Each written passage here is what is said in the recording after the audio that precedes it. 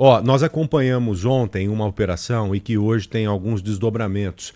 Operação no Guarujá, focando mais uma vez o crime organizado e os seus tentáculos dentro de quase tudo e não diferente na política está. Infelizmente, dentro da política, o crime organizado cada vez mais se movimentando e cada vez mais escancarando relações escusas e terríveis.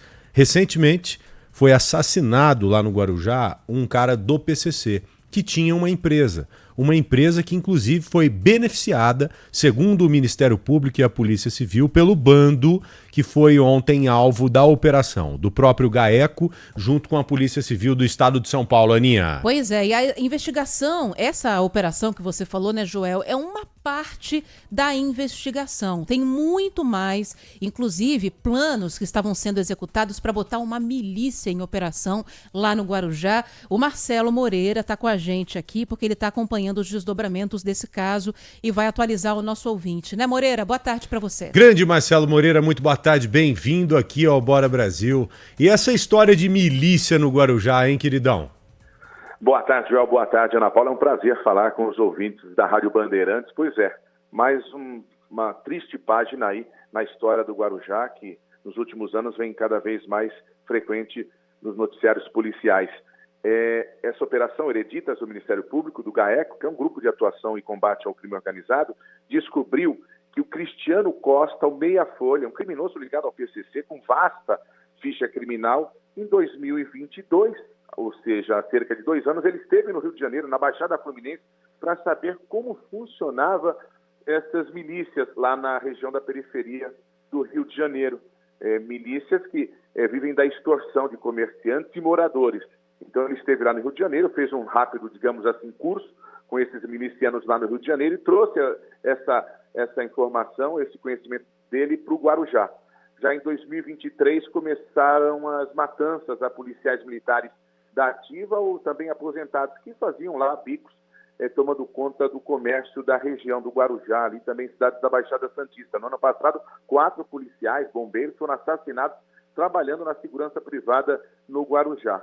Então, o Ministério Público descobriu, juntamente com a Polícia Civil, que esse Cristiano Costa, meia-folha, ordenou a execução desses policiais para fazer parte, para roubar ali aqueles pontos ali de segurança privada. Depois da execução desses policiais militares, os milicianos comandados pelo meia-folha passaram a vender segurança privada a esses comerciantes, moradores, principalmente da região de Vicente de Carvalho, na periferia do Guarujá, que ficavam reféns à mercê do crime organizado lá no Guarujá. Joel e Ana Paula. Agora veja que interessante, né? Os caras vão lá na origem, na raiz. Já que as milícias foram criadas lá no Rio de Janeiro, do jeito que a gente sabe, né? Naquela brecha em que o Estado não ocupava, não servia a população, os bandidos perceberam que poderiam tomar conta da área e acabaram tomando conta do próprio crime. O tráfico tomava conta da região, aí alguns militares bandidos naquela ocasião resolveram absorver aquele serviço prestado de forma criminosa, é claro, pelos traficantes à população. Aí criou-se a milícia.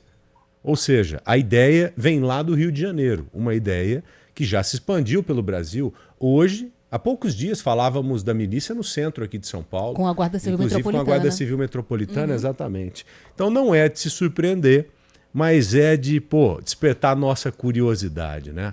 Imagine só, os caras vão lá para o Rio de Janeiro para fazerem um curso. Como é que funciona isso? A gente está querendo implantar lá. Você tem um intensivão aí para mim? Você não tem condição de fazer um curso à distância também?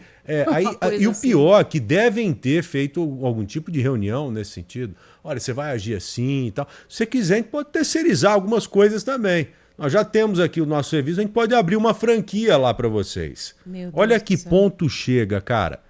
E essa milícia, ela chegou a ser implantada, Marcelo? Acho que sim, né? Pelo menos os passos iniciais. Já há traços, características de milícia hoje atuantes no Guarujá, Marcelo? Pelo que você vê no dia a dia e ouve falar como competente profissional que é? Com certeza.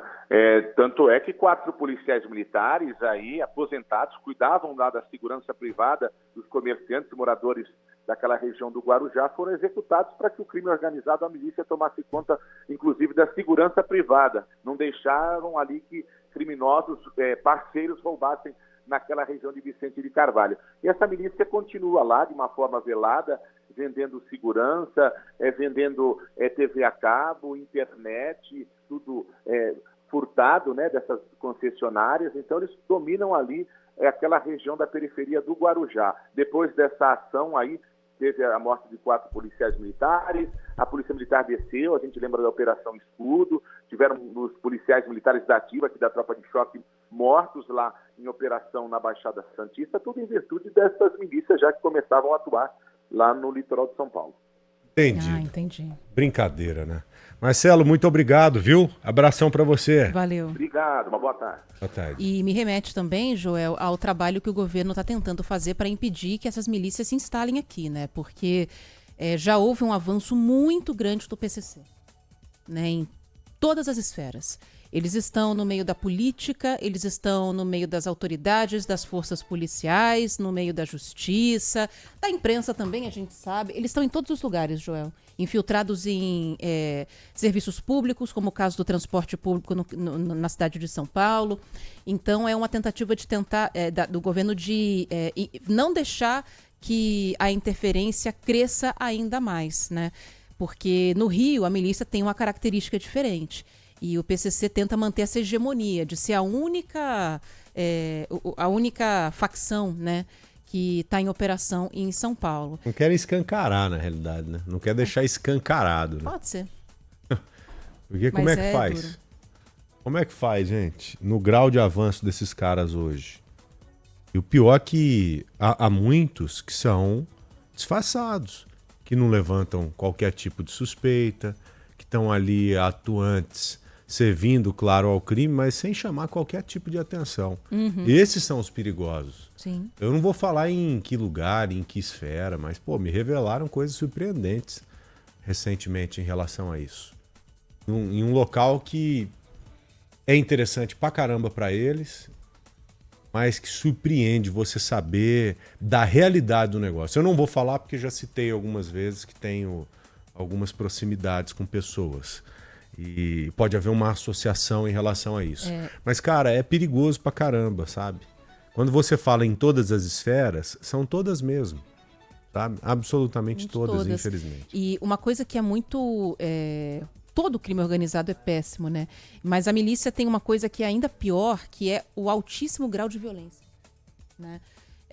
O controle da população é muito, muito pelo medo, né?